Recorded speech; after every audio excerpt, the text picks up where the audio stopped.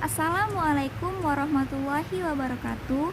Nama saya Mega Yulia Astuti, NIM 0704182077. Di sini saya akan menjelaskan tentang sistem pencernaan. Nah, pencernaan adalah proses pemecahan makanan secara mekanik dan kimiawi menjadi molekul yang lebih sederhana agar dapat diserap oleh sel tubuh kita. Nah, organ pencernaan dimulai dari mulut, faring, laring, esofagus, lambung, usus halus, usus besar, dan anus atau rektum. Nah, sistem pencernaan terdiri dari saluran pencernaan, yaitu satu tabung membentang dari mulut sampai ke anus, kemudian organ aksesori yang berhubungan, terutama kelenjar di luar saluran pencernaan yang berfungsi untuk mensekresikan cairan di dalamnya. Nah, kemudian proses digesti. Nah, proses digesti ini merupakan proses penguraian molekul besar menjadi molekul kecil sehingga absorpsi dapat berlangsung. Nah, proses selanjutnya adalah proses absorpsi. Nah, proses ini merupakan proses pergerakan akhir pencernaan dari lumen sistem pernafasan ke dalam sirkulasi darah dan limfatik sehingga dapat digunakan dalam tubuh kita. Kemudian yang terakhir adalah proses egesti, yaitu proses penyerapan zat-zat sisa yang tidak dicerna, juga bakteri dalam bentuk feses dari saluran pencernaan. Nah, berikut urutan sistem pencernaan yang dimulai dari mulut. Nah, mulut merupakan organ pencernaan masuknya makanan dan air, dan mulut juga merupakan tempat masuknya jalan utama sistem pencernaan. Nah, di dalam mulut terdapat selaput lendir, dan di dalam mulut juga terdapat indera perasa seperti manis, asam, asin, dan pahit. Nah, makanan yang masuk ke dalam mulut dipotong-potong oleh gigi depan, kemudian dikunyah dengan gigi belakang sehingga menjadi bagian-bagian kecil dan dapat dicerna oleh tubuh kita. Nah, di dalam mulut terdapat 4 papila lidah. Yang pertama ada papila filiformis, papila fungiformis, papila foliatae, dan papila sirsumolatae. Nah, yang kedua yaitu tenggorokan atau faring. Nah, faring ini merupakan penghubung antara rongga mulut dan kerongkongan. Nah, di dalam faring terdapat tonsil yang merupakan kelenjar limfe yang banyak mengandung kelenjar limfosit dan merupakan pertahanan terhadap infeksi. Nah, faring ini terdiri dari 3 bagian. Yang pertama ada nasofaring yaitu bagian superior, kemudian yang kedua ada orofaring yaitu bagian media, kemudian yang ketiga ada laryngofaring yaitu bagian inferior. Nah, kemudian yang ketiga yaitu kerongkongan atau esofagus. Nah, esofagus ini merupakan tabung berotot pada vertebrata yang biasanya dilalui saat makanan masuk dari mulut ke dalam lambung.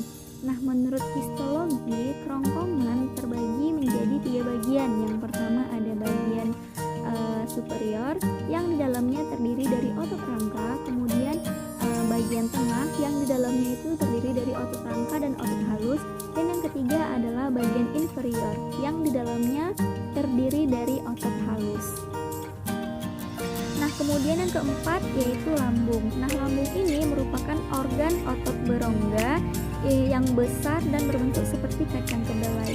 Nah, lambung ini terbagi menjadi 3 daerah. Yang pertama ada kardia. Nah, kardia ini tempat lambung pertama yang berfungsi untuk masuknya makanan dari kerongkongan. Kemudian yang kedua ada funculus. Nah, funculus ini merupakan bagian tengah lambung yang berfungsi sebagai penampung makanan serta tempat pencernaan makanan secara kimiawi yang dibantu oleh enzim. Kemudian yang ketiga yaitu pylorus. Nah, pylorus ini merupakan bagian lambung terakhir yang berfungsi untuk tempat keluarnya makanan menuju usus halus.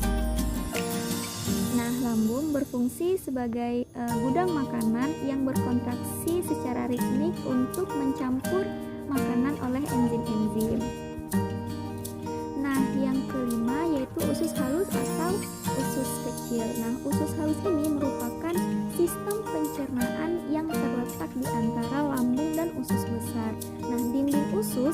kaya akan pembuluh darah yang mengangkut zat-zat diserap ke hati melalui vena porta. Nah, usus halus dilapisi oleh 4 lapisan. Yang pertama ada lapisan mukosa, lapisan melingkar, lapisan memanjang, dan lapisan serosa. Nah, usus halus ini dibagi menjadi 3 bagian. Yang pertama yaitu usus 12 jari atau duodenum. Kemudian yang kedua ada usus kosong yaitu jejunum, dan yang ketiga itu ada usus penyerapan yaitu ileum. Nah, kemudian yang keenam yaitu usus besar atau kolon. Nah, usus besar ini merupakan kelanjutan dari usus halus yang memiliki tambahan usus berupa umbai cacing yaitu appendix. Nah, usus besar juga terdiri dari 3 bagian. Yang pertama bagian naik atau ascending, bagian tengah yaitu transverse, dan bagian menurun yaitu descending. Nah, fungsi utama dari usus halus yaitu menyerap air dari feses. Nah, banyaknya bakteri di dalam usus besar berfungsi untuk mencerna beberapa bahan dan membantu penyerapan zat-zat gizi. Nah, bakteri yang ada di dalam usus besar ini juga memiliki fungsi penting dalam pembuatan zat penting seperti vitamin K. Nah, bakteri ini juga merupakan fungsi penting dari usus besar tersebut. Nah, kemudian yang ketujuh adalah rektum dan anus. Nah, rektum ini merupakan tempat penyimpanan yang berawal dari ujung usus besar dan berakhir di anus. Nah, organ ini berfungsi sebagai tempat penyimpanan sementara feses. Nah, biasanya organ ini atau rektum ini kosong karena tinja disimpan tepat di atasnya yaitu di kolon descendens. Nah, sedangkan anus merupakan lubang di ujung saluran pencernaan dan limbah yang keluar dari tubuh. Nah, sebagian anus terbuat dari permukaan tubuh yaitu kulit, dan sebagian lagi terbuat dari usus. Nah, pembukaan dan penutupan anus diatur oleh otot sphincter.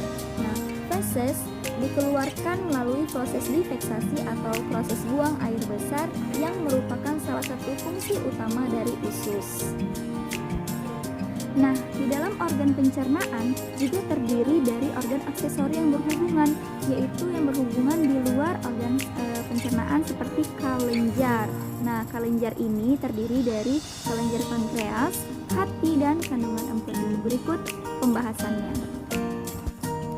Nah, yang pertama yaitu pankreas. Nah, pankreas ini merupakan organ sistem pencernaan yang memiliki 2 fungsi utama. Yang pertama menghasilkan enzim-enzim pencernaan, dan yang kedua menghasilkan hormon seperti hormon insulin. Nah, pankreas terletak di bagian posterior perut dan berkaitan erat dengan duodenum. Nah, pankreas ini memiliki 2 jaringan dasar, yaitu asini yang berfungsi untuk menghasilkan enzim-enzim pencernaan. Kemudian ada pulau pankreas yang menghasilkan hormon. Nah, pankreas melepaskan enzim ke dalam duodenum dan melepaskan hormon ke dalam darah. Nah, enzim yang dilepaskan oleh pankreas akan menghasilkan dan mencerna protein, karbohidrat, dan lemak. Nah, kemudian yang kedua adalah hati. Nah, hati merupakan salah satu organ terbesar dalam tubuh manusia yang memiliki beberapa fungsi. Nah, diantaranya yang berhubungan dengan sistem pencernaan, yaitu hati memainkan peran penting sebagai metabolisme dan juga memainkan peran penting untuk penyimpanan glikogen, sintesis protein plasma, dan penetralan obat. Nah, kemudian yang ketiga adalah kandungan empedu. Nah, kandungan empedu ini merupakan organ yang berbentuk buah pir yang dapat menyimpan sekitar 50 ml kandungan empedu yang membantu proses pencernaan. Nah, organ ini berhubungan dengan hati dan usus 12 jari melalui saluran empedu.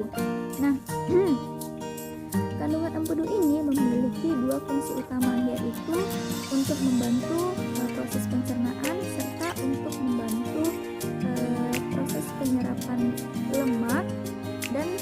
membantu untuk pembuangan limbah dari dalam tubuh. Nah, kemudian selanjutnya kita akan bahas tentang enzim pencernaan. Nah, enzim pencernaan dihasilkan secara alami oleh sistem pencernaan. Nah, tujuan dari enzim pencernaan adalah untuk memecahkan komponen-komponen makanan seperti protein, lemak, dan karbohidrat. Tujuannya agar nutrisi yang ada di makanan tersebut dapat diserap oleh aliran darah dan dapat dicerna ke dalam tubuh kita dan dicerna oleh sel-sel tubuh kita.